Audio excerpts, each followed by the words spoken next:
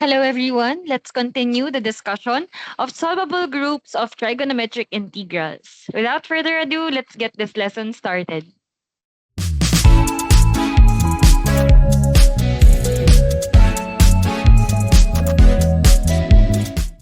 Among the groups that we have, andito pa rin tayo sa group 1. And we're done discussing ang first two cases ng group 1. Again, when we refer sa group 1, sila yung mga may sine at may cosine. So we're done with case 1, we're done with case 2, and now what we will discuss is yung case 3. What will be the technique if both m and n or yung ating exponents ni sine at ni cosine ay parehong even? If that is the case, what we can apply are the following identities. So if we have sine squared, we will apply 1 over 2 minus 1 over 2 cosine 2u. My point here is pareho siyang 1/2 na coefficient at yung 2 dito sa original na sine ay ita-times 2 natin. Same goes for cosine. The only difference is plus yung involved. Tapos, naka-times 2 din yung involved na let u or yung ating inner function. Pero kung present pareho si sine at si cosine, at same yung kanilang exponent, no? Kumbaga, pwede natin silang erase sa same exponent of 2 or same exponent na 4. We can use 1/2 sine 2u. So let's try it sa first example natin. So dito, what we can do is, pwede nating i-rewrite si cosine to the fourth as cosine squared, cosine squared. So we still have sine squared x here. Itong cosine to the fourth, ay susulat natin siya ng cosine squared, cosine squared.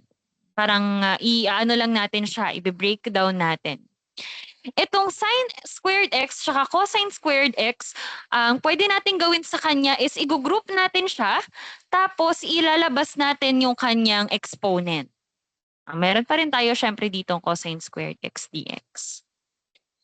Dahil inilabas natin yung exponent 2 ni sine at ni cosine, lumabas na ngayon itong ganitong itsura, yung sine x, cosine x. So pwede nating ipalit yung 1/2 sine, and then take note, ita-times 2 natin yung involved na angle. So ang angle dito is x times 2, that is 2x. So squared, ito ay cosine squared x dx. Next, itong ating sine or ating 1/2 na sine 2x ay pwede nating square. So what we can do here is i-distribute natin si 2 kay 1/2. So that will be 1/4. And then itong sine ay magiging sine squared 2x. At itong cosine squared x, pwede nating gamitin itong ating 1/2 plus 1/2. So meron tayong 1/2 plus 1/2. Tapos dahil x yung involved dito, ita-times 2 daw natin siya. So cosine 2x. Don't forget dx. The next thing that we can do is we can distribute itong 1/4 since naka-multiply pa siya kay 1/2 plus 1/2. So kapag ito ay dinistribute natin kay 1/2, mamumultiply lang si 1/4 tsaka si 1/2. 1/4 times 1/2 will be 1 over 8. And then sine squared 2x. Plus, i-multiply din natin siya dito sa pangalawa kasi nga dinistribute natin. 1/4 times 1/2 is 1 over 8. Meron pa rin tayong sine squared 2x and then nakadikit si cosine 2x. Then we put dx. Let's continue sa next slide. Since dalawang terms ito, so we can separate them. We have here the integral of 1 over 8 sine squared 2x dx. Actually, itong 1/8 pwede na nating ilabas. So we can write it outside since that is a coefficient. So we have 1 over 8 integral. And then same goes for 1/8 here. We can write it outside. 1 over 8 integral ni sine squared 2x cosine 2x dx. Dito sa part na to, we can let u. Kapag nilet u natin si sine 2x, ang d yun niya is si cosine 2x. So wala na tayong manipulation na gagawin dito. Magsa-substitute na lang tayo sa part na to. Pero dito sa una nating integral sa sine squared 2x, hindi pa tayo pwedeng mag-let u dahil wala pa tayong katabi dito na cosine. So, hindi enough yung substitution. What we can do is we can apply this part, itong sine squared na identity. So, doing that, instead of writing sine squared 2x, we will write the integral of 1/2 minus 1/2 cosine, and then take note, tina-times 2 natin yung nakay-sign. So, ang nakay-sign dito is 2x. Ita-times 2 natin, that will be 4x dx. And then copy lang natin itong 1/8 integral ni sine squared 2x cosine 2x dx na ile-let u naman natin later. Itong 1/2 minus 1/2 cosine 4x ay paghihiwalayin na lang natin sila. So meron tayo ditong 1/8 integral ni 1/2 dx minus, parang itong 1/8 ay i-distribute natin sa kanila. So 1/8 integral ni 1/2 cosine 4x dx. And then this is 1/8 integral ni sine squared 2x cosine 2x dx. We can factor out 1/2, so that will be 1/16. Leaving us with just the integral of dx. Ang integral ni dx is just x. Minus 1/8, 1/16 din pala ito dahil ifa-factor out din natin si 1/2. Integral ni cosine 4x dx. Ito, pwede na nating i-let u si cosine 4x, or we can use a different variable, sabihin nating letter m. Kapag kinuha natin ang m equals 4x, ang dm niya is 4 dx. Dahil dx lang yung nandito, i-divide pa natin siya sa 4. So let's leave it like that. At proceed tayo dito sa pangatlo na integral. So meron dito tayong 1/8. Ang ile-let u naman natin dito ay si sine 2x. Dahil prayo natin, dahil meron siyang exponent. Ang d yun niya is cosine 2x pero may 2 dx. Dahil cosine 2x dx lang meron tayo, we divide everything by 2. So that will result to du over 2. So ang u natin is sine 2x, that will be u squared. Tapos itong cosine 2x dx, that is du over 2. Continue natin sa next slide. Now we will just copy 1/16x. And then we have here 1/16. We are just dealing with cosine m dm over 4. Isettle muna natin yung pangalawang integral. So lalabas si 1/4. So magiging 1/16 times 4, that's 64. Integral ng cosine m dm. As for 1/8 naman, lalabas din si 1/2. So 1/8 times 1/2 is 1/16. Integral ng u squared du. So 1/16 integral ni u squared du. We know that the integral of cosine m is sine m. And for 1/16 integral of u squared, that is u cubed over 3. Don't forget plus c. Ilagay na lang natin siya in terms of x ulit. So this will be 1/64. Sine, ang m natin is 4x. So sine 4x plus 1/16 divided by 3 is 1/48. U cube, ang u natin is sine. So sine cube 2x plus c.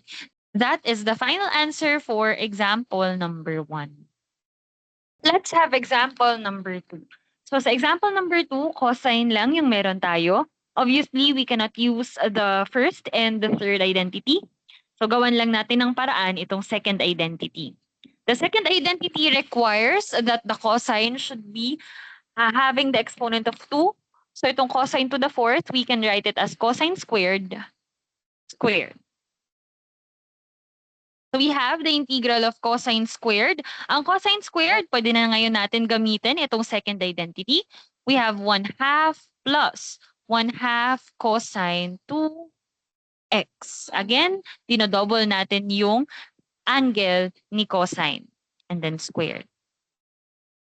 To eliminate this exponent 2, we have to expand the entire binomial. So square the first term, 1/2 times 1/2 is 1/4. And then multiply natin tong dalawa saka itong 2. So 1/2 times 1/2 cosine 2x times 2. Maka-cancel out yung isang 2. Ang maiiwan na lang is 1/2 cosine 2x. And then we will also use the squared of the last term. So 1/2 times 1/2 is 1/4 cosine squared 2x. Itong cosine squared 2x, pwede pa natin ulit gamitin for the second time itong second na identity kasi may squared pa rin siya. We have here 1/4 plus 1/2. We have cosine 2x. Next, we have 1/4.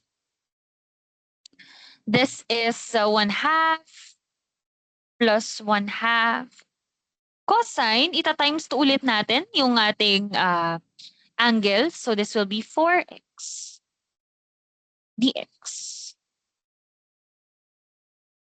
Integral of 1/2, 1/4, 1/2 cosine 2x. So itong 1/4 ay i-distribute natin. So 1/4 times 1/2 is 1/8. 1/4 times 1/2 is 1/8.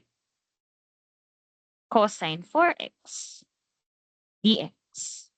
We can combine like terms, specifically itong 1/4 at 1/8. We can write it sa next slide. 1/4 plus 1/8 is 3/8. Next, we can separate them. This will be the integral of 3/8 dx. Actually, pwede nga nating ilabas tong 3/8 dahil constant lang siya.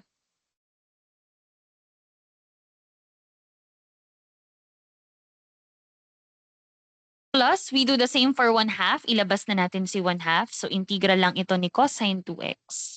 At si 1/8, ilabas na rin natin. Oh, sorry. This should be dx. Integral ng cosine 4x dx. And then, magle-let u tayo. Magsa-substitution tayo dito. So, for this one, gamit naman tayo ng variable na w. Ang derivative ng w ay 2 dx. But we only have dx, so divide it by 2. For this one, gamit naman tayo ng letter A. So we have 4x. Ang derivative ng A is 4 dx. So we divide everything by 4. We are left with 3/8. The integral of dx is x.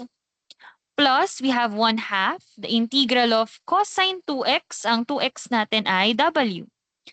Ang dx naman natin ay dw over 2. Integral ng cosine 4x ay a, tapos ang dx ay dA over 4. 1/2 times 1/2 is 1/4. Integral ni cosine w dw.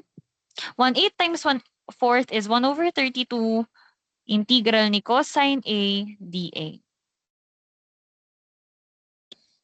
And finally, we take the integral of each terms. Ang integral ni cosine ay sine. Ang w natin is 2x. 1/32, ang integral ni cosine is sine. Ang a natin is 4x plus c. And that is our example number 2. Again, ang main goal natin is to eliminate the exponents of sine and cosine by applying these identities.